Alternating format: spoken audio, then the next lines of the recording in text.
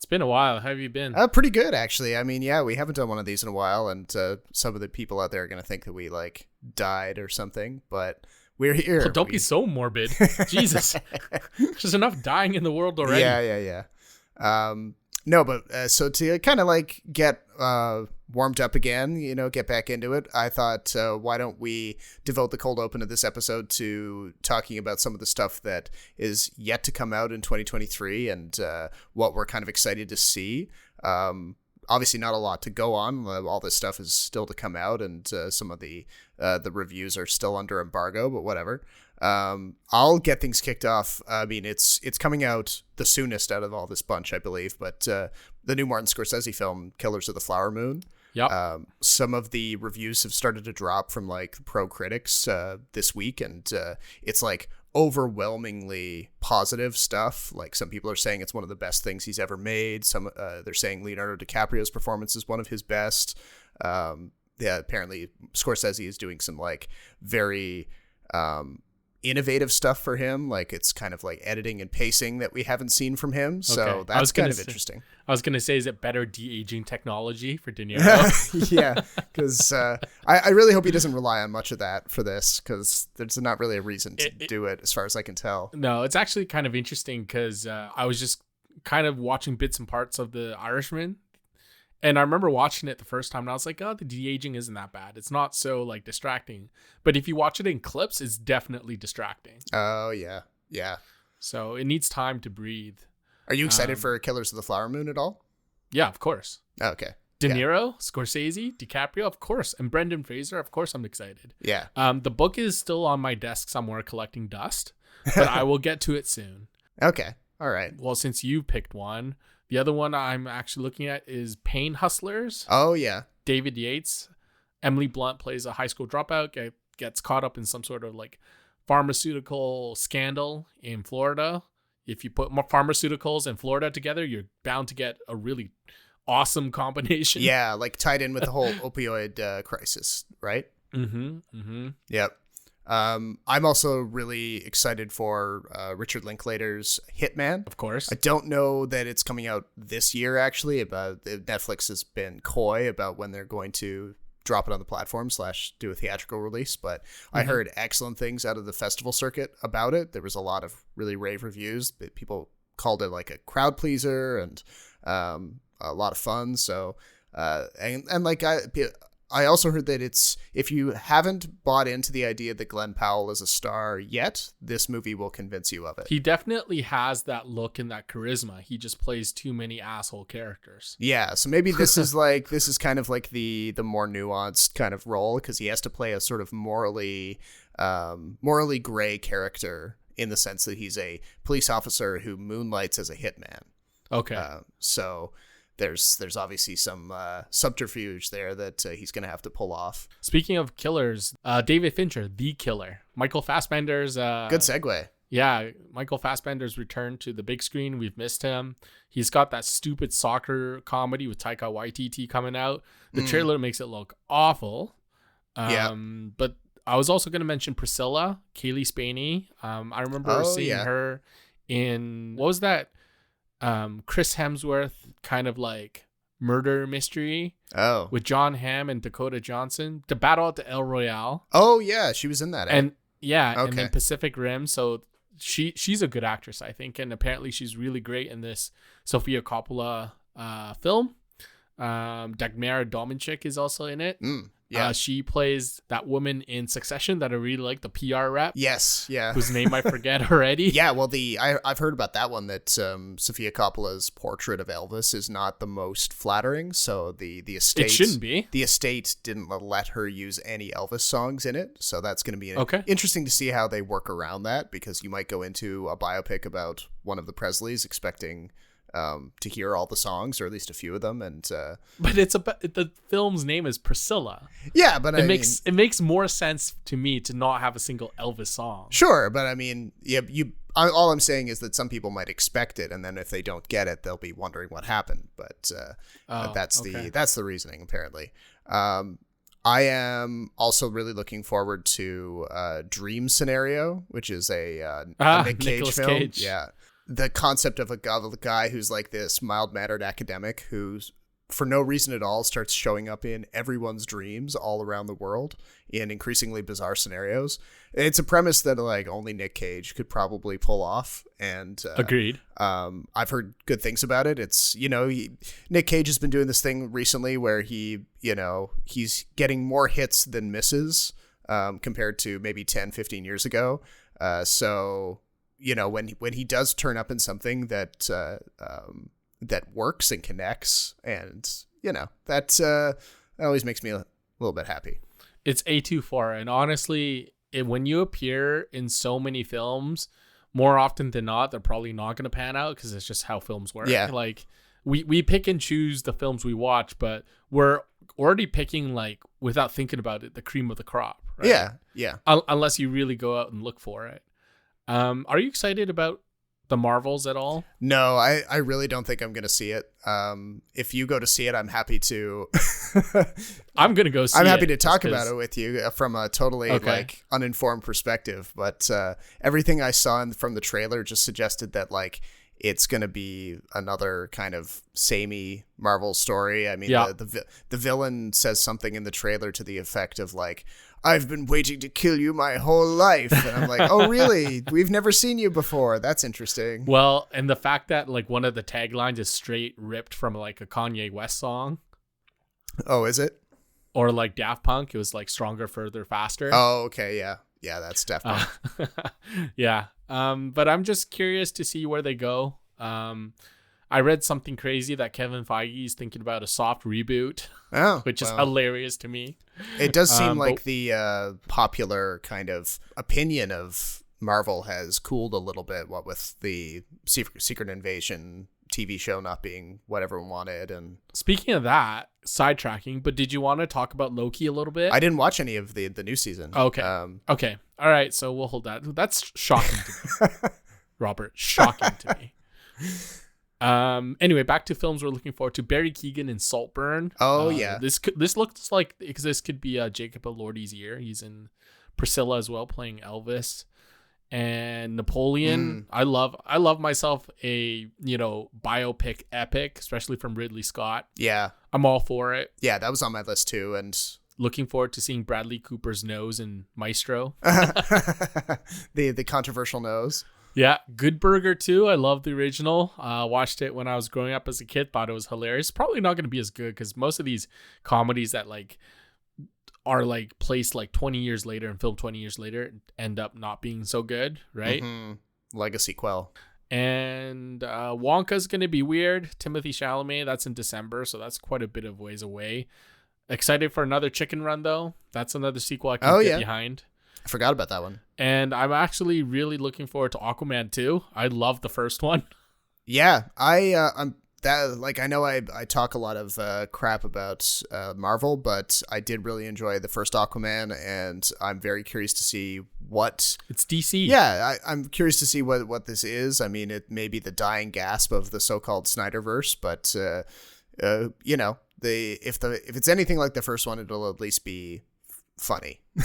I love the whole DCEU Snyderverse. I have a real soft spot for it, but we've been over that before. The last two I want to mention is the Iron and Claw, which is about the Von Erich wrestling family. That looks really interesting, even if it's like maybe a generic biopic, but I'm interested.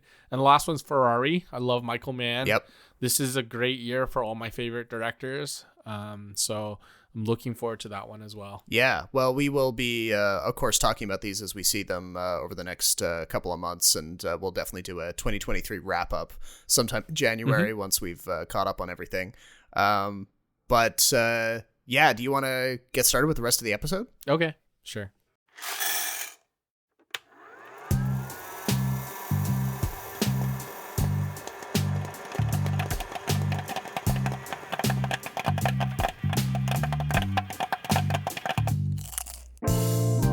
Welcome to the Extra Buttery Podcast. It's a show about movies, TV, anything with a story and actors on a screen, really. Join Jason Chan and Robert Snow's free-flowing conversation with deep dives into characters and plot with the occasional salty opinion. So get your popcorn. I got mine right here. Let's start the show!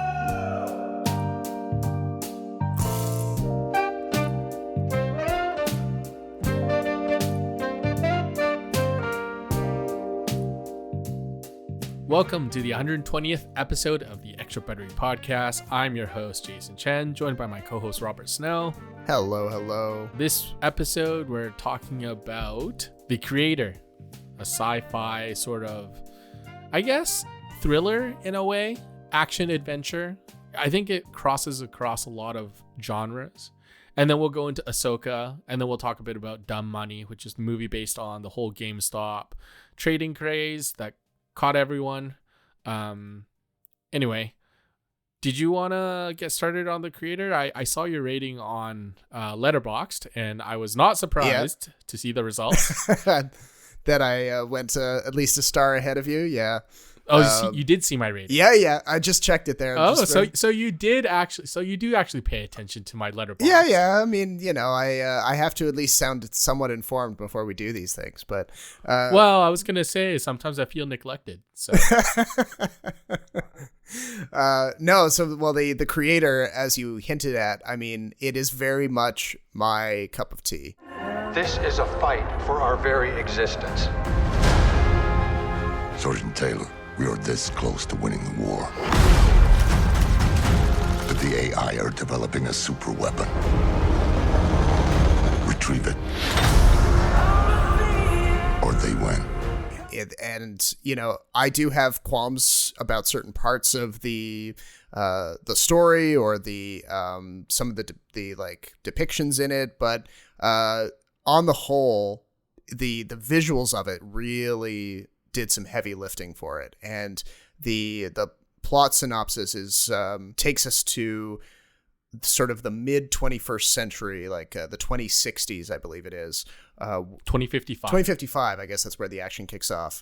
And we find ourselves in a society that is heavily reliant or heavily integrated with AI to the point where there's a whole race of people who are AI imbued humanoid robots, and they are, by some parts of humanity, they're considered benevolent and helpful, but then by other parts of humanity, namely America, they are considered basically a second-class society and deserving of being wiped out, all due to a nuclear attack on Los Angeles preceding the events of the movie. So the American government pins this nuclear attack on the AI, and they set out on a campaign of vengeance. And they, as the real story kicks off in the movie, the Americans are very close to winning this war against the AI. They've done lots of incursions into what's called New Asia to wipe these people out. And but they've learned that there's a secret weapon that the AI has developed that the Americans are trying to track down and destroy. And all of this is put on the shoulders of one guy played by John David Washington, who is a former special forces guy who had been embedded with the AI faction. He had fallen in love with a leader of theirs, and then had all of that stripped away from him when a strike is called on his home, and he believes his wife is dead. He doesn't want to help the Americans anymore, but then he's, as many former special forces guys are often called upon to do, he's drawn back into the action, and he's given a new reason to care about what happens between humans and AI. I mean, obviously it isn't very plausible from where we stand right now in 2023, but how prescient do you think the movie is in terms of like where humanity will go, assuming AI gets to the level of complexity that they're depicting in the movie? That's an interesting question. So I want to say that like you had minor qualms about the movie. I have major qualms about the movie. Okay. So let's start with the fact that this movie is a clear Blade Runner knockoff. Yep. I think it's a really cheap knockoff. I think philosophically, it doesn't go anywhere as deep as Blade Runner. Although I agree with you, the production value is incredible. It looks amazing. As far as like a future war between AI and humans, basically machines versus humans, like this is something that's been done for ages, right? Like going back to even Terminator, back in like the 80s and even before that. Oh yeah. So is it prescient? I don't even think it's prescient anymore. I think it's accepted. that at some point machine and human will come into conflict with each other, as we have kind of seen already with a bunch of, you know, not necessarily AI, but how we use AI, certainly. And it's noted in the movie, and I don't want to spoil too much, but like part of the reason why AI and humans are in a fight against each other is because of, you know, certain human mistakes or human causes. Yeah. And like, you know, they get into how AI was designed to be benevolent and designed to not harm any humans, but then the Americans can't really provide any evidence of why they think the nuclear attack on Los Angeles came from the AI. So they kind of pursue this war, which it's obviously very heavily inspired by the Vietnam War, at least in terms of locale. Yeah. And the imagery is intense. The imagery is very obvious, but there's also parallels to more recent conflicts. Like you can see shades of the war in Afghanistan, the war in Iraq in there as well.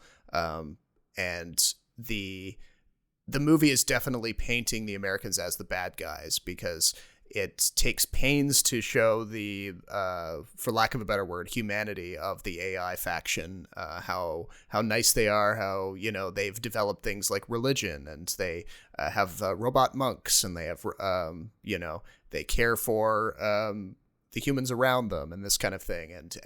Then here come the Americans in their big gunships and their massive orbiting space station that drops bombs on them from space, and you know, by the end of it you're really cheering for the big space station, the big evil thing, to be blown up because you don't want to see any more robots get killed. So I guess on that very basic level you empathize with the movie forces you to empathize with one side, so it is successful on that score. It is and it isn't. And I say it isn't because I feel like with any Gareth Edwards movies, there are scenes missing. There are certain... Oh, you think he like skips over important details? Yeah, and I think a lot of the world building is inferred, but I think he could have done so much more with the characters, so much more with the backstory. Things happen too quickly. Things move from place to place too quickly. Nomad, that big spaceship, basically hyper jumps from like one part of the world to the other. Yeah. I mean, it's the same with when he did Godzilla. Like, it looks incredible, but the story is just so clunky. And I'm kind of like, I don't know if you found this, but I found the screenwriting pretty weak. I found the dialogue really weak. I thought David Washington and Gemma Chan don't have any chemistry, and I think part of it is because the character that John David Washington plays, Josh Taylor, is very flat. He seems to... It took me up until like half the movie to realize that he kept switching sides, and there was like this internal conflict within him regarding AI and human. Yeah. And it just never wasn't explained very well. There are certain things about it that were super tacky. He kind of has this like Pocahontas type backstory with him, or not Pocahontas, but like a John Smith story. Yeah. Not Pocahontas. Pocahontas in this case would be Gemma Chan. Yeah, exactly.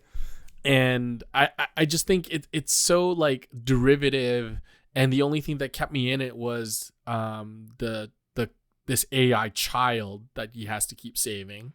The secret weapon turns out to be a child who with fantastical powers. Yeah, which is not even original, like it's very derivative too, how this pure thing, this child, this benign thing is the secret weapon to ending the world. Yes. And they I agree with you that like the Josh character he switches sides very conveniently based on what they need him to do in that moment, which side they need him to be on.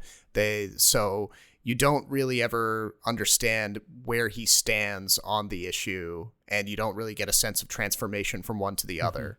And then but they introduce other characters who you actually want to hear more from or see more from. But when they become kind of inconvenient to the plot, they get conveniently written out by being killed off, essentially. So the characters like that who pop to mind are Josh's friend in the big city who had served with him in the special forces, who we see in the prologue. Drew, who's now working in like a textile factory of something. He's running a textile factory, and he's fallen in love with an AI woman. And which is something that, you know, Josh is surprised by, because he figured that his friend would never fall in love with an AI. And there's something about that kind of cyberpunk city that they're in, and the the apartment that they're hiding out in, and the life that they've chosen to lead, that was arguably more interesting than the relationship between Josh Taylor and Alf, who's the child he's protecting. Yeah, and Allison Janney as sort of the villain, as Howl, the human villain. Not very interesting, not very threatening. No, they write her out surprisingly quickly in the kind of mini climax before the true climax, and then they rush their way through to the big like action set piece that makes up the last 20 minutes of the movie, which is also like, it feels really disconnected from the other parts of the movie. Yeah. Because you run from like, you know, village to village, remote area to remote area. It feels post-apocalyptic. And then you go to this like massive spaceship that feels like you're in Star Trek. Yeah. Yeah. And so like tonally, again, going back to the screenwriting, the last reunion between John David Washington and Gemma Chan's characters, that was tough to watch too. I thought it was really dumb. The one aboard the spaceship? Yeah. I didn't like that at all when they run across the field to each other, and it almost defeats the whole purpose of the idea of Gemma Chan being like a human who sympathizes with AI. Yeah, because like, you know, and they already went through the emotional climax of having her on life support earlier in the film. So yeah, because she wasn't AI to begin with. She was raised by AI, and now we're going spoilers, but I don't care, I guess. Like, we always do this. We always go to spoilers, but again, this is Gareth Edwards just like moving things along in such a clunky pace, and I feel like really there are scenes that would be so important but missing from this film. I would love to see more of Gemma Chan's backstory. I would love to see more about John David Washington and his like covert, you know, operation and how he's viewed as a traitor. Ken Watanabe seems like a really interesting character, and we know nothing about him, like literally nothing. And as you said, Drew's a really interesting character too. And you have this entire world that he's built, and it looks so good, but he doesn't expand on it. He doesn't expand on it the way Blade Runner does. Doesn't expand on the way Terminator builds this like entire lore around this one human character. And because the bar is set so high, I just felt really underwhelmed by the whole thing. That's fair. I mean, I wrestled with giving this just 3.5 out of 5. I ended up going to 4 just because I love the visuals that much. You're too nice. I am too nice. That's always the problem. But I did wrestle with it. I didn't feel fully on board with giving it 4, but So is this... I couldn't even bring myself to a 3.5. Like, this was a solid 3 for me, purely based on production value. And I don't know, maybe it's because I'm jaded, or like I've seen a lot of films where I start to appreciate like the camera work or like the production value more than the story or the characters or like the action sequences. Because for me, the production value is like 5 out of 5, but the story and the acting is like 1 or 1.5, 2 out of 5. Right. So then it averages out. Yeah, exactly. So I feel like this is the film, or this way with a lot of films I see these days, is that I don't feel like a lot of stuff is original, and maybe I'll eat my words when the new films that we talked about come out. But I think this is probably the problem with Marvel too, is that the production value is insane, but everything else, the story and the characters is literally like sleep inducing. Yeah, exactly.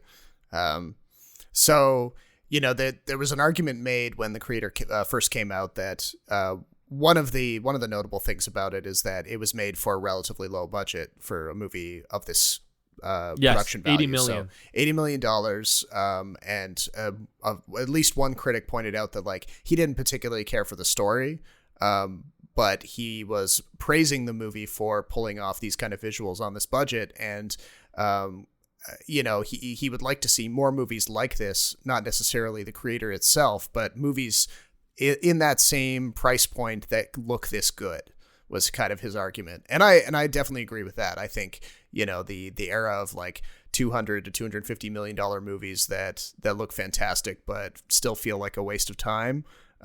That's not like Star Wars. Well, yeah, and it's not. And Marvel, it's not going to stop. No, it's not going to stop. But like it's not good for the industry. It doesn't, it doesn't ultimately contribute anything worthwhile, I think. So, are you on the "it's not cinema" wagon?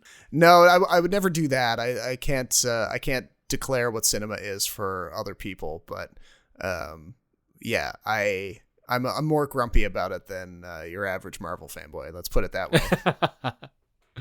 Okay, fair enough. I just wanted to get your thoughts on John David Washington. So we've kind of seen him as the lead in this one, and in Tenet, and in sort of some of the other films. Personally, I don't find him nearly as charismatic as Denzel Washington. Yeah, I feel like I don't know. There's something about his acting that seems wooden, and I have a hard time believing him and rooting for him as the antagonist. He's almost too flat.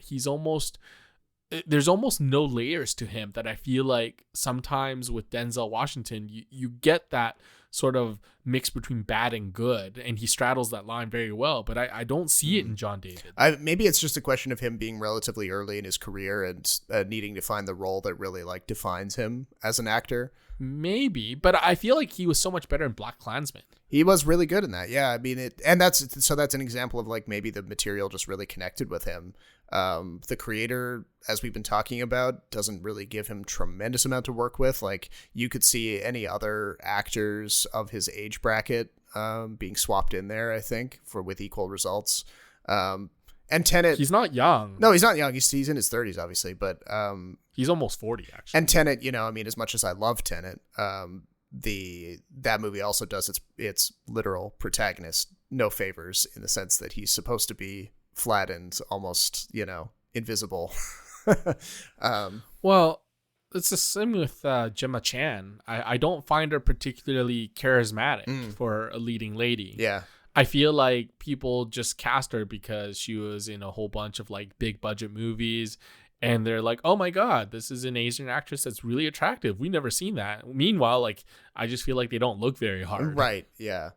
How do you feel about because this was a question that came up for a few Asian critics with the creator. How do you feel about the accusations that this movie basically others Asian people by going to great distances to showing that Asian people are the ones who are on the side of AI, and so they draw a connection between AI beings and Asian people, and Americans are always the ones who are like extinguishing these people, blasting them from orbit, that kind of thing. There was a few people who argued that the movie is kind of like making Asian people out to be like different from regular humans in that way. I didn't get that. I did get the fact that it seems like all the Asians live in squalor, and that the Vietnam War imagery was very strong, and that my take is that the Asians in the creator seem to be more sympathetic and intelligent than the Americans, who are always just like, oh, they're our enemy, let's just bomb them to hell. Right. I mean, this is part of the turning point for Drew, right? Like, he's a U.S. Army soldier who learns like the Asian way, basically. Right. And so I think in some ways they portray Asians to be lower class socioeconomically, but perhaps more advanced in sort of like on a level of empathy and on more human level. And so I don't think they're othering Asians. It's just interesting that he chose Vietnam as sort of a proxy for this story. And I don't see the connection. I don't think it's very strong. Yeah, well, I think he said in an interview once that like he and his friends have been traveling around Thailand specifically, and they felt they used the term, it felt like we were on another planet. And that's what inspired. Classic white person goes to Thailand and loves the beaches story. Yeah. So I mean, it was definitely like kind of a basic white guy kind of vibe. from that statement, and he probably could have phrased it better. But that was the thing that everyone was latching onto, saying like, essentially he went, yeah. I get what he means. Well, it's interesting to know that like you didn't take that sense of like you weren't insulted by that. No, I just thought it was a very curious decision. If anything, I think it presents Asians as a much better light, as like people who can coexist with AI and understand that not AI is bad. Because in this movie, I don't think we get a single bad, evil AI character, right? No. Yeah. So, I mean, the big baddie in this is the U.S. Army, which is an interesting take. And I'm kind of surprised more people didn't really mention that. Although I did read a few reviews that did touch on it, but didn't really expand on it. I mean, this is why the Vietnam proxy, I guess, works, because you have this like really huge military force going into this foreign area and trying to assert its dominance where really it has no business being. Mm-hmm. But I found it weak. And I think in a lot of AI versus human stories, it is strictly AI versus humans, and humans are like sort of one homogenous group, like lots of different races and, sure, and like lots of different looks, but they are unified, right? Like if you remember in Blade Runner, the humans are unified against the replicants. Yeah, and it didn't matter what kind of human you were, it didn't matter what skin color you were against replicants. Yes, yeah, and you're treated better than replicants are. So I doubt this thing will get any kind of sequel. It's not doing any kind of real business that you would hope for, but it doesn't need a sequel. No, it doesn't. I mean, would you watch it again though? I don't know if I would. I would watch again maybe in a few years if I had the Blu-ray or something, but I wouldn't rush out to see it. I didn't exactly. Yeah.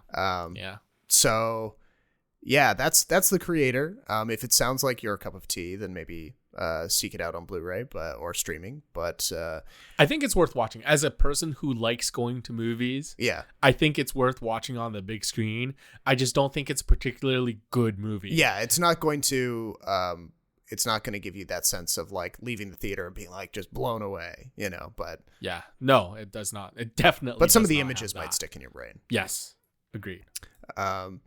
So should we move over to more sci-fi, or at least space opera, with Ahsoka? Sure. I'm curious about this because we were I started out not looking forward to this show like last year when I first heard that it was in production. It seemed unnecessary to me, but I am a bit of a Star Wars addict, as we know, and I do with Star Wars shows what you do with Marvel shows, and I just watch them kind of unquestioningly because they're there, and I have a problem, and I'm trying to fix it. But I started hearing whispers of Thrawn's return as heir to the Empire. What happens when we find Thrawn? Power.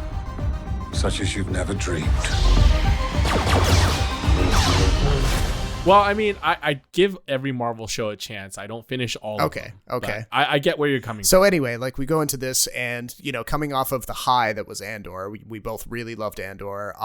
So good. I was cheering for it to be the way that Disney makes Star Wars shows from now on. Obviously, they didn't listen because Obi-Wan was so bad. Yeah, well, didn't Obi-Wan come out before Andor? Okay, I don't know, roughly the same time, but Andor was so roughly much the same time. But I mean, Ahsoka is just more of the Mandalorian verse type stuff. So it is, it's very clearly shot the same way. Really great production value. Well, not as good as Andor, but you don't think so? No, I mean the volume that they've been shooting this on, as they call it, or the stagecraft set where they have this LED wall that can be any background they want. Sometimes the scenes that are staged on that are getting a little obvious to me. Like, okay, the actors are not really there. Obviously it's better than a green screen in many ways because the actors can see stuff around them, but still it feels like they're not really in a place. So I think that affects the performances in a subtle way. Mm-hmm. But with this, I started out really lukewarm on it. I almost decided not to keep watching after the first episode. And then I'm with you. I begrudgingly kept watching. And then maybe about midway through, I was like, okay, I am actually interested to see where this goes. But then by the time the finale came around, I was lukewarm on it again. And I was kind of like, I don't really know if that was worth my time. You know what my theory is about you liking the middle more than the beginning or end? What's that? You came around on Hayden Christensen. Oh, no. Admit it. I will admit admit it. that He was one of the better parts of this episode or a series. I will admit that he was not as whiny as he was in the prequel films. He was poorly written. I know, in the and prequel he didn't. films. Yeah, I know. And he maybe has taken some acting lessons in the past 20 years. That's what I will allow. Good enough. I'll take it. And they used him well. I think they used him better in this than they did in Obi-Wan. The only good scene with him in it in the Obi-Wan show was the fight between him and Obi-Wan in the final episode. I didn't even get to that point. I mean, it's well choreographed, so it's like a cool fight on just an action level. But there's a moment in there where Hayden was actually like trying really hard, and I was like, oh wow, he has something in there, even if it was only just a quick line. And in this, he gets more to do. He's on screen more. Some of seeing him in the kind of like Clone Wars TV show look was interesting to me. I just liked, seeing him like that. So that was interesting. But I don't think the show really makes the case about it being about masters and apprentices in the way that some people have said, like it's no, there is a master, there's an apprentice, but there's nothing revelatory about any of the relationships in this series. Other than maybe a little more backstory in Ahsoka and Anakin, and I think that's why their relationship works, because we get more backstory and more insight into the Clone Wars, which is just like this vast barren landscape of storytelling that they have to mine, because there's a lot that goes on in there, because I feel like so many characters change within that time, and they keep, for lack of a better phrase, screwing it up. Yeah, and they introduced so much lore over the course of those 7 seasons and however many seasons of Rebels that they did. And so you could be forgiven for coming into Ahsoka and feeling a little lost, because they're dealing with some pretty wild, kind of out there concepts. Yeah, like the whole Sabine and Ezra Bridger storyline, that was a bit lost on me. Yeah, I'm sure that lands better if you're familiar with them from the show, which I'm not. I didn't watch that show. Oh, me neither. But I think this is the same problem as the creator, in that a lot of the side characters are far more interesting. Baylan Skoll was by far the best character in the show. And in both movies, for some reason, droids are always more interesting than the humans. Hu Yang is awesome. Yeah, he's really interesting with all of like the thousands of years of experience he's had. He's seen so many ups and downs with the Jedi. And you know me, I'm a sucker for like the whole Jedi dark side lightsaber lore. And he explains, or he teases a lot of it. And so like when Hera Syndulla comes around, and granted, I do like Mary Elizabeth Winstead, she just has really boring storylines that are really predictable. Because it's Star Wars, the good guys always get bailed out somehow. It's always C-3PO with some like hidden information that he doesn't reveal until the very end. Yeah. R2-D2 always has some quip. The lightsaber and force powers always just bend to whatever the plot needs.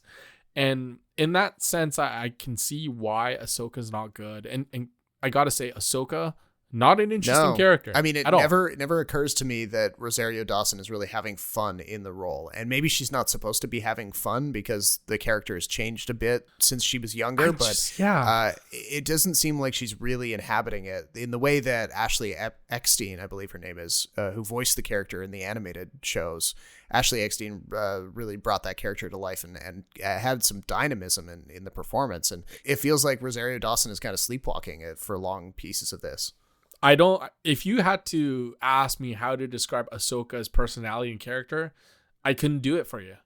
She is a very boring protagonist who is good at everything and bad at nothing. Yeah. And she, like, you know, when she's introduced as a younger character in the animated shows, it's shown to us that, like, she is supposed to be very hot-headed and brash, and she's put forward as, like, the only Padawan for Anakin Skywalker, the only person who could really challenge him, because the two of them have sort of similar personalities or compatible personalities. And all of that seems like it's been sanded down by the time we get to her in this show. Yeah, and the other thing is Grand Admiral Thrawn. So he never appears in any of the mainline movies, but he's a big presence in the Clone Wars. And instead of being like really intimidating and having this presence, and granted, I think the actor who played him, Lars Mikkelsen, did a good job of like delivering the lines and sounding really smart, but he is not intimidating at all. Like he's a 50-year-old dude walking around with a beer belly. Yeah, because he's and something about that makeup makes it look not so real. Do you know what I mean? He looks almost CGI. Yeah, it looks a little painted on. Like nothing natural about him. I don't know why that is, because the Wicked Witches look really good. And yeah, Thrawn is like a fan favorite character going back to the 90s when he was introduced to this in a very popular series of novelizations that have since been decanonized. But so there was a lot of buzz around him being brought into the live action Star Wars stuff for the first time with this show. And he's always been put forward as more of a tactician than a combatant. You know, you don't really see him get into fist fights or anything. And he's not a Jedi or a Sith, so he doesn't have any of those powers. But really, the main like thing that he does to outsmart people here is he gets all of those boxes loaded into his Star Destroyer fast enough so that he can leave on time, and that's all that happens. And the characters who are in one place at the beginning of the show are in a different place, and so all they do is really like switch positions. But you know what? The fact that Thrawn realizes what his most vital goal is really, I think, telling and actually an interesting sort of part of his character, because he's not obsessed with killing the good guys. Right. Yeah, he keeps the bigger picture in mind, which a lot of, villains in these like comic books and made for kids movies really forget, is that they have bigger goals than killing the good guy. Yeah. Yeah. If he can just like escape, then that's fine with him. Or, the thing with the show is that sometimes it feels like Andor, where there's a lot of politics and adult themes involved. Yeah. And then in other parts, it's like a kid's show. Yeah. Yeah, that's where the way that The Mandalorian is kind of turned into a kid's show sort of seeps in. Yeah, and it's like the dialogue is stilted, all these good guys have these like smirks and these little twinkles in their eye because they know something that everyone else doesn't, and things just kind of work out in their favor. Yep. And when it got to the Anakin parts, I really loved it because you got to see a lot of the Clone Wars, you got to see a lot of the lore, but also like it really delved into the discussion of like why Ahsoka the way she is, and why Anakin is the way he is, and like how the war really changes people. They could have had a really strong anti-war message in this entire Star Wars universe, but in every single like production, the good guys and the bad guys just want to go to war with each other all the time. Yeah. And they're like, we didn't want a war, but I guess you want a war. Hey, okay. It's like in all these other movies that center around war, there's a very, very strong anti-war message. Like people do things reluctantly, but it never feels that way in Star Wars. And I feel like that's part of the reason why it's so frustrating to watch, is because people are always preparing to go to war. Yeah. Yeah. And again, to bring up Andor, like the key thing about that is that the characters there know they're massively outgunned, and that one wrong move will jeopardize the entire thing, no matter how small. And so they take such great pains to avoid a firefight that there's really is tension when they do start their big mission, midway through the show, because you're like, okay, they can't just pull their guns and shoot their way out of it the way Han Solo would. They really have to keep their heads down. And mind you, Cassian Andor did not care for the war in the first place. Like he wanted nothing to do with it. And he slowly ends up being drawn into the events that lead up into Rogue One. And that was always really interesting. And a lot of these... Similarly with The Mandalorian, like the promise of The Mandalorian originally was we were going to be dealing with a character who was disconnected from all of the big events in the galaxy. And he was part of this criminal underworld that was just humming along without any kind of connection to these big events. And yet, they can't help themselves. They want to like build to this huge confrontation on Mandalore that's got these galactic implications. And what's with these episodes being like 35 minutes for some, an hour long for some? It's like sometimes they stretch things out when they don't need to. Like this could have been, I don't know, a 5-episode series, and I think we wouldn't have missed anything. And this is just me like being a Star Wars fan and maybe a bit of a purist, but I hate how like anyone can wield a lightsaber. Everyone's so good at fighting. Yeah. I mean, granted the zombie stormtroopers are kind of cool. They're a bit of a threat. Yeah. Yeah, but I mean, like the fact that Sabine and Ezra, and granted, maybe I don't know the lore, but the fact that they're so adept at fighting with the lightsaber and sort of using force powers, it just like it cheapens the whole bit to me. It makes to be fair, if you look closely in the final battle scenes, Sabine is not very good with her lightsaber. She's not able to deflect the blaster bolts very well compared to the other two Jedi. So if you look, they did put a bit of thought into that because they didn't want to have her seem like incredibly skilled right away. But the fact that she can do this massive force push and send Ezra flying like hundreds of feet in the air towards the Star Destroyer at the end, that's a pretty huge scale up in terms of ability, because she goes from like not being able to even grab her lightsaber from the distance to being able to like throw the guy, True. And also Shin Hati should have like cut her down in 5 seconds. Yeah. Oh yeah. Like that fight made no sense. Yeah, I guess she did get stabbed. But a lot of fights in like Star Wars don't make any sense anymore. No. Did you feel at all that the lightsaber choreography felt a bit slow?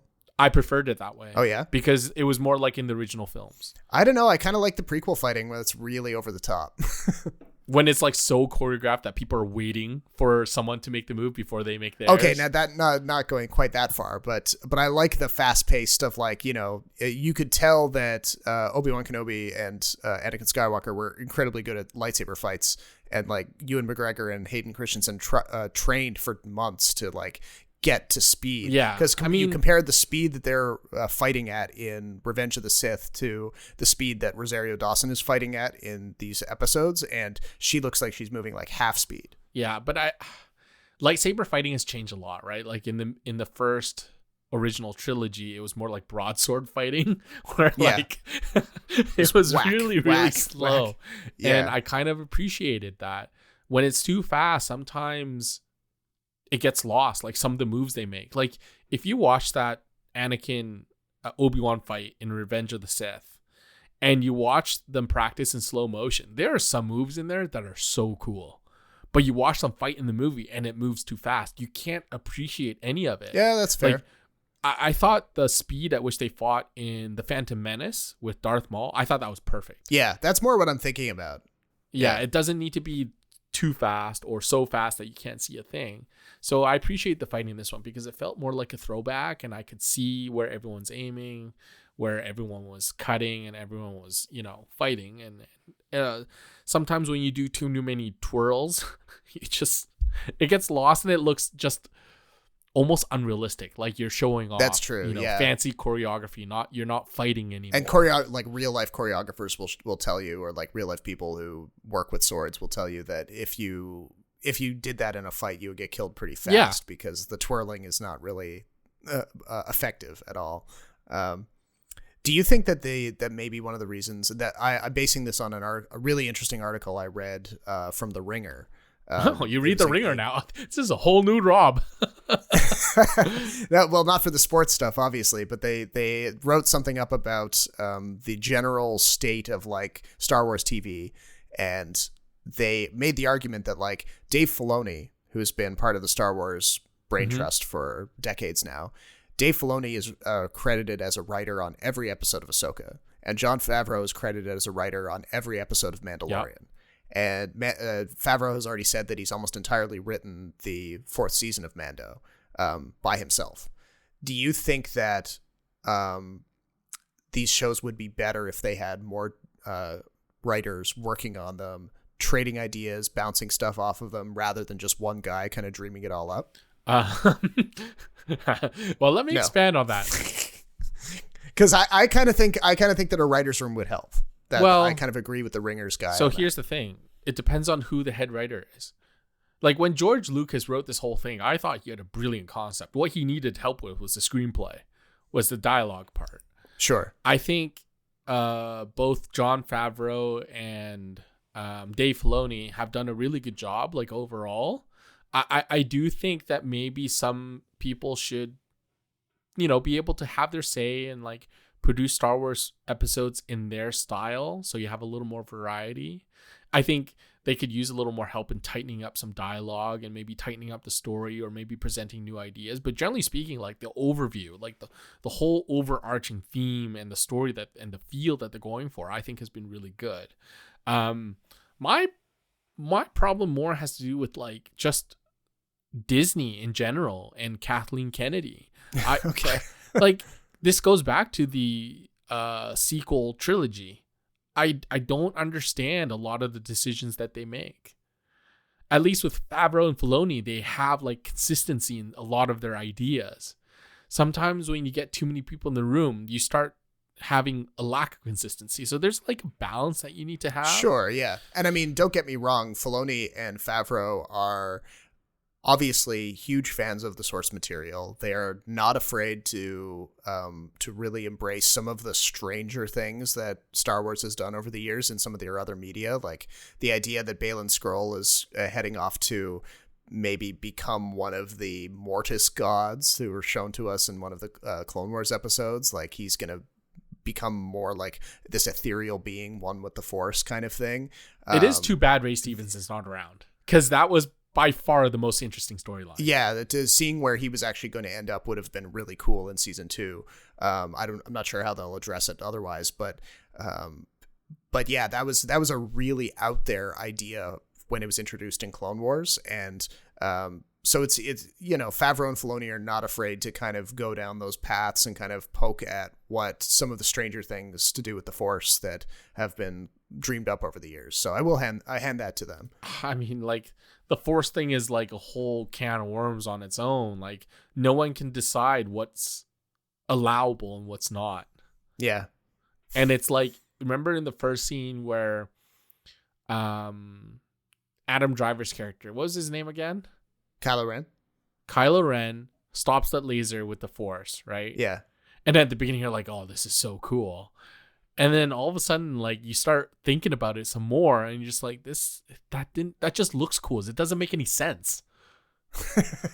Like, I don't know. It seems like too many characters are Force sensitive. The Force is like this all-encompassing power that has no bounds, and maybe that's the way it's supposed to be. But then it just you start breaking the rules of the universe a little bit. And that's my problem when you have too many ideas and not just one showrunner. And I think George Lucas even said, like it's out of my hands now. I can't tell them what things are supposed to be or what things they get wrong because I have no say anymore. And I think that's actually like a really sad thing if you think about it. But they still invite him to the set and like ask him questions occasionally. I don't think he's completely cut out of the process.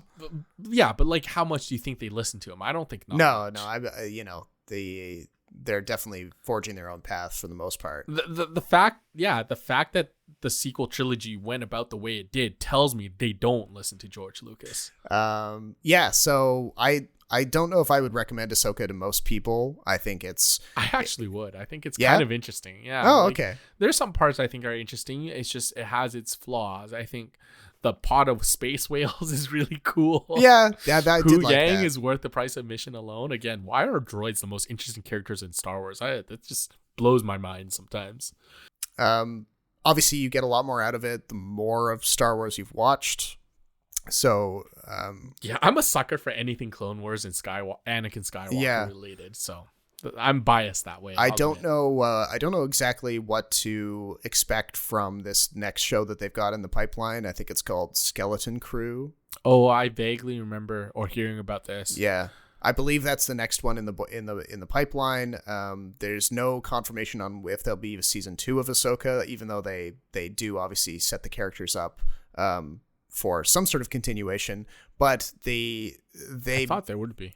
If they don't do a season 2, then they'll probably pick up where they left off here in this proposed movie that Dave Filoni will direct that will unify Mandalorian and Ahsoka and all the other shows. They're doing a movie? Yeah.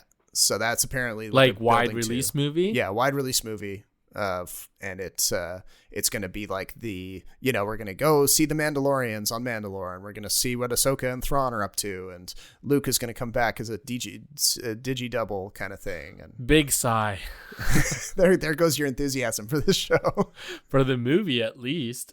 It's just like part of the reason why Andor was so great too is because it had nothing to do with the Skywalkers. Just like, nope. Stop being a dead horse. Like, we're done with the Skywalkers. Nope. Not for this thing. Sorry.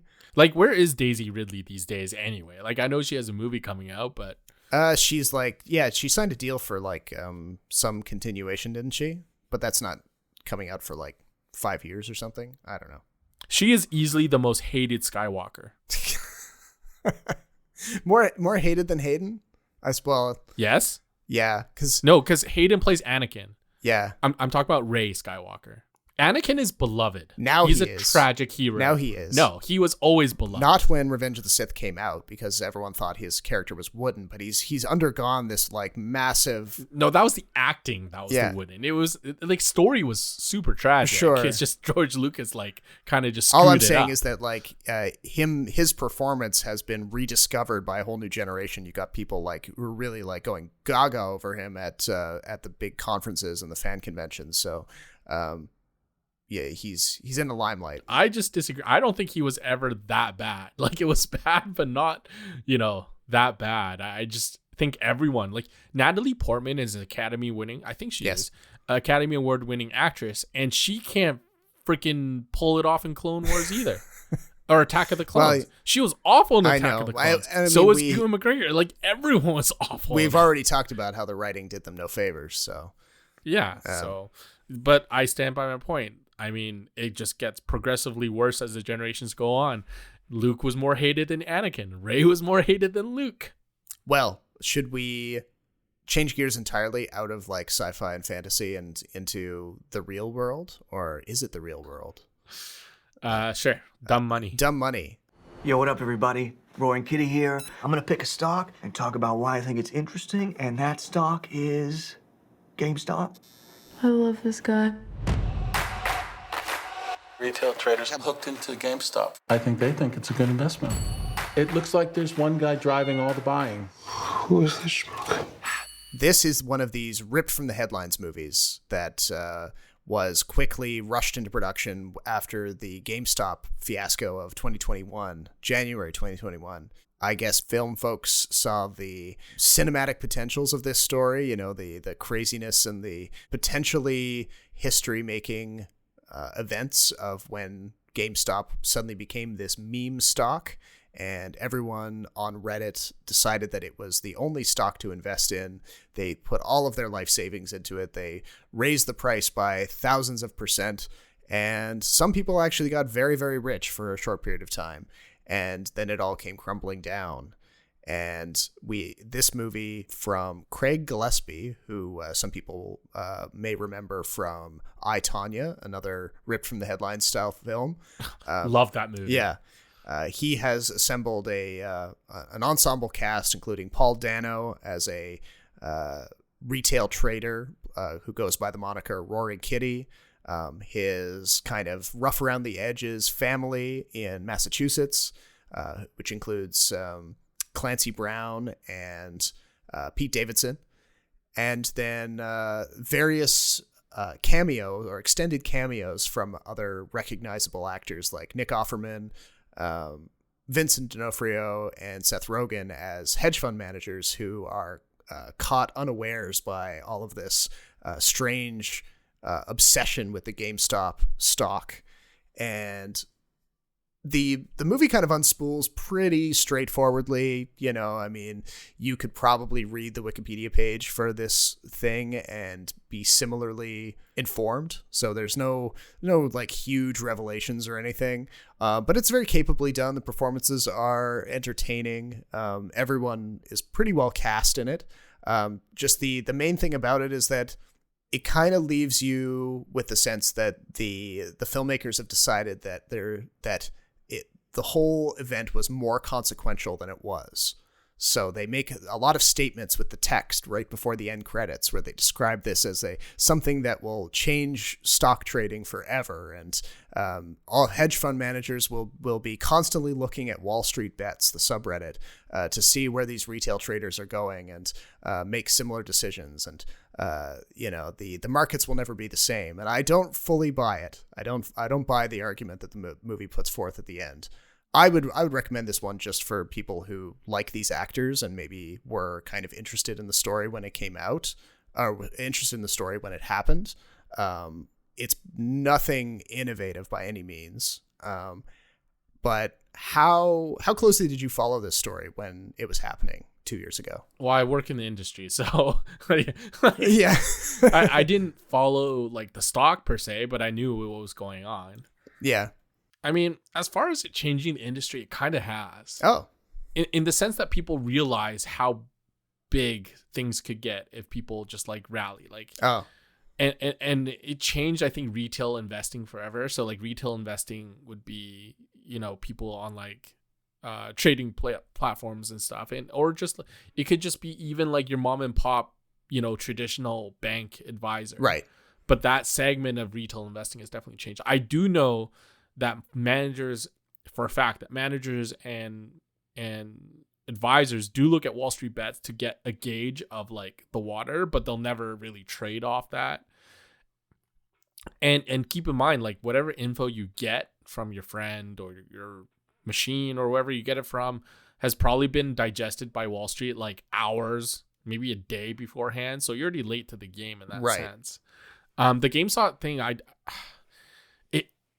it goes through cycles, right? Like there's always some sort of craze that catches everyone. So like everyone likens like the crypto and the NFT thing to like the tulip craze.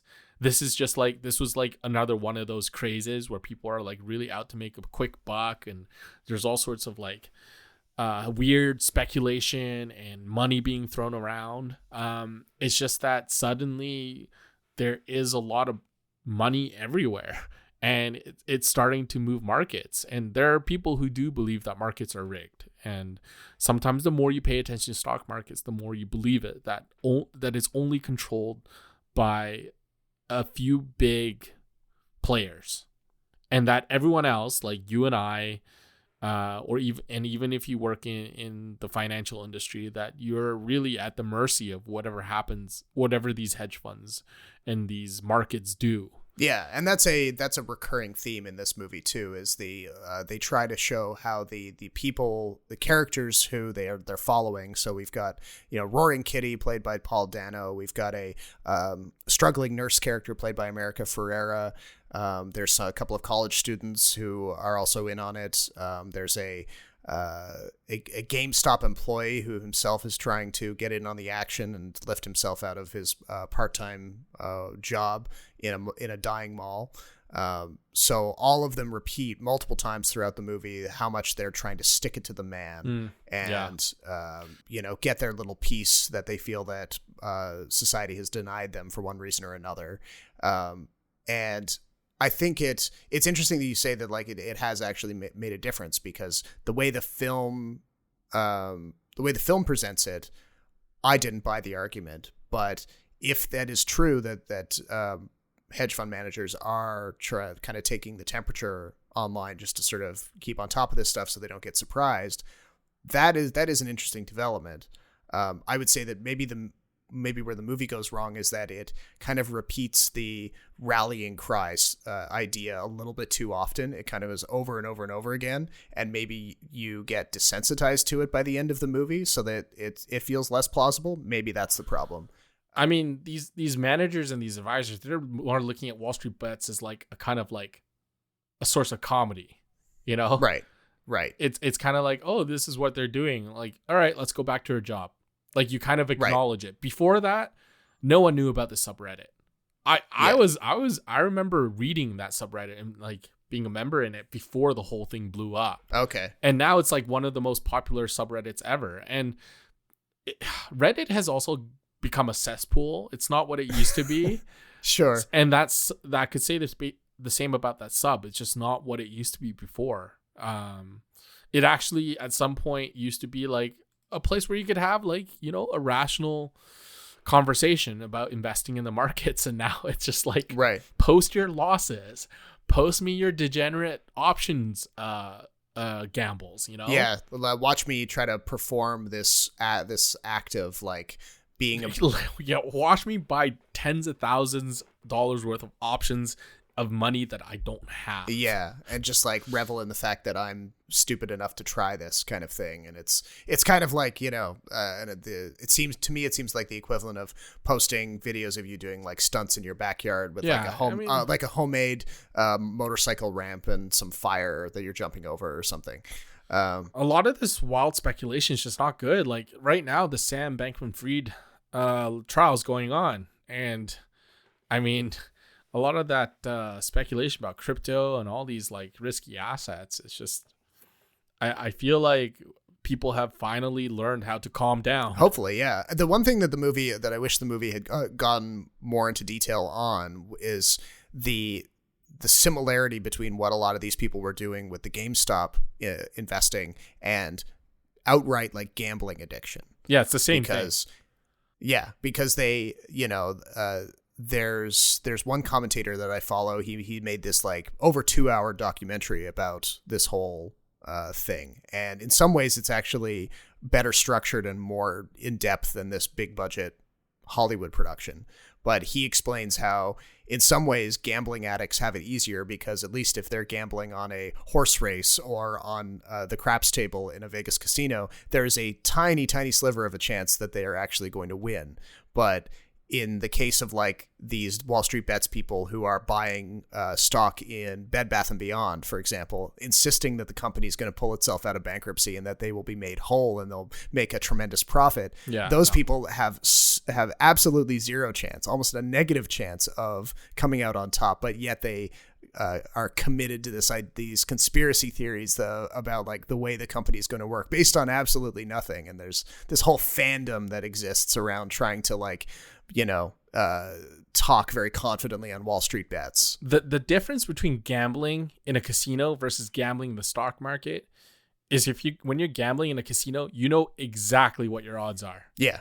Like you can calculate to a pretty close like probability of what your winning odds are. Like you go to a roulette table, you know what your odds are whatever you bet on. Sure. You play options on these penny stocks, you have no idea. This stock does things that you probably could not imagine. And honestly, if you're not in that management, if you're not holding a majority of the stock and you're not part of that inner group, you have no idea what's going on. Yeah, you might come out on top, but like you might. But for the more conspiracy-minded ones who, you know, look at a failing company and try to put all their money down on it because they think it's funny, and then they realize that they're actually losing a tremendous amount of money, and then they kind of concoct a story to make them feel better about it. You know, that's a different situation.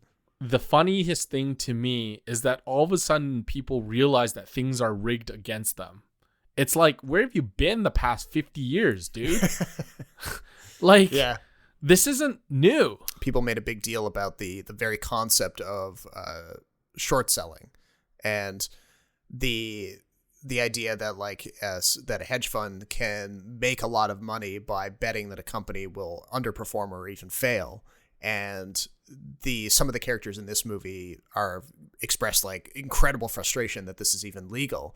And I'm thinking, well, yeah, it's not only has it been legal, it's been around for over 100 years. And Seth Rogen's character explains how it's been around for a long time. And it's just this one example of how the fact that Melvin Capital had a tremendously big short position in GameStop ended up destroying their company. You know, it's not necessarily something that's going to happen again. I mean, granted, Melvin Capital probably shouldn't have done that anyway. Like, on its own, probably wasn't, didn't calculate its risk versus reward very well. But the fact that, like, there's so many intangibles when it comes to investing, like the fact that you can borrow a stock that you don't own and trade off that and make money off that, or you can buy pieces of a mortgage or pieces of a debt instrument. I mean, it just gets so like arcane. Not maybe arcane, but also like intangible, like theoretical in its like value, right? Right. It's incredible. Like, I mean, the amount of financial products out there is just overwhelming, and the fact that they can conjure up something out of thin air sometimes is also really crazy. Yeah. It takes a really smart person to do that kind of thing, and you need to have a market for it. And if you're not one of the originators, or if you don't study a market, or if you don't have an experience, I mean, I'm sorry, things are rigged against you. But that's like anything in this world. Sure. Right? If you don't know it, it's probably rigged against you. You're not going to make out too well if you don't know it. So do you think you would go into Dumb Money feeling a little bit like a doctor watching an ER drama? And no, probably not. You think you would? I'm just there for the laughs. Yeah. Okay. Do you think you'll seek this one out when it's on streaming? Probably. I do like Paul Dano. Yeah, and he's good in it. I mean, people said that like it was funny that he ended up playing another influential YouTuber on the heels of doing something kind of similar as the Riddler in the Batman, as a rallying guy for the the sad people online. And sometimes I don't watch these for it to be like educational. I watch it because it's entertaining. I remember talking to a guy who was in medical school, and we were talking about TV. And I was like, oh, so do you watch House? And he's like, no, of course not. It's so unrealistic. I'm like, dude, that's not the whole point, man. House is just a really entertaining show. And it's like, he's a really interesting character. And I couldn't care less how accurate it is. I don't watch it to learn stuff. Like, if I want to learn something, I'll open a textbook, And so people are like, oh, did you watch this movie about hockey? I'm like, I guarantee you the hockey action in it sucks, but I'm here for the characters and the story. Right. Oh, okay. Well, that's encouraging, I suppose. Yeah. I mean, wouldn't you feel the same way if it was a movie about like film? Sure. I mean, yeah, there's definitely been a share of movies out there where, like I have like some sort of background knowledge about it, but yeah, the effort is like, you have to make an effort sometimes to suspend your disbelief, as they say, and try not to fact check every bit of it, because that just gets tiresome. And exactly. Yeah. It's like watching Jurassic Park and pointing out, oh, the dinosaurs aren't in the right era. Yeah. Jesus, just like shut up, man. Well, I certainly didn't have the ability to do any of that with Dumb Money. I only knew, basically what the Coles Notes version of what happened. And so if, like I said, if you like the actors involved, you can definitely have a bit of fun at this. It's a nice blend of comedy and drama. It's different enough from The Big Short in the sense that it doesn't have some of Adam McKay's desire to like, explain things in an edgy way, or oh, thank God. or have some sort of like really hit you over the head message. It doesn't really, Dumb Money doesn't do that. So that was nice. But yeah, don't take your financial advice from this movie is all I can say. Don't take any advice from any movie. Jesus. Don't watch Batman and be like, oh, I'm going to conquer the night and be a caped crusader, Like, stop. But yeah, I think that about does it for this episode. It's been good to be back talking about movies and shows again. We are probably going to be talking about the next Scorsese film on the next episode, so get excited for that. Along with anything else we see along the way. I'm glad award season type movies are back. I thought we've had a really underwhelming summer. Agreed. I think we've had a very underwhelming period of films that just haven't been all-timers. I think we haven't seen one of those films in a while. So I'm looking forward to seeing what the winter has to offer, because there are some films out there that sound like they could be really good. Exciting times ahead. Well, on that note, my name is Robert Snow in Toronto. And my name is Jason Chen in Vancouver. Thank you for listening, and we'll talk to you next time.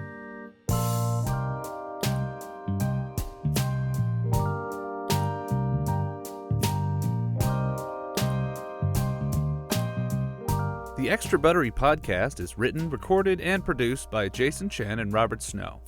Thank you for listening, and don't forget to rate and subscribe on the podcast platform of your choice. And remember, popcorn is always better with extra butter.